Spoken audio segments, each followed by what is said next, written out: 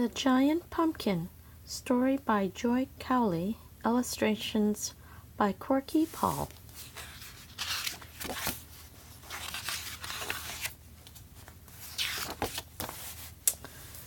Mr. and Mrs. Pip had a giant pumpkin in their garden. "It's too big to eat," said Mrs. Pip. "Let's make it into a cradle for the baby." "What a good idea," said Mr. Pip. The pumpkin grew and grew. "This pumpkin's too big for a cradle," said Mr. Pip. "Let's make it into a bathtub." "That's what we'll do," said Mrs. Pip. The pumpkin grew so big that it filled the garden. "It's way too big for a bathtub," said Mrs. Pip, "but it would make a good double bed." "So it would," said Mr. Pip. The pumpkin got bigger. It squashed the garden fence.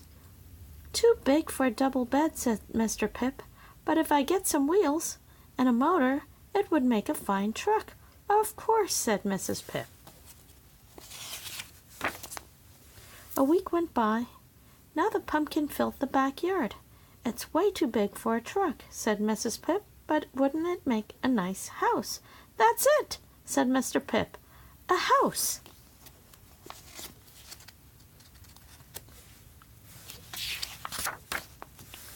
But the pumpkin had grown too big. Suddenly it exploded. Bang! The street was filled with bits of pumpkin. Mr. Pip thought for a long time. "I know what we can do with the pumpkin," he said. "We can make pumpkin soup. We can have a pumpkin soup party." "That's just what I was thinking," said Mrs. Pip. And they had a pumpkin soup party that lasted a week.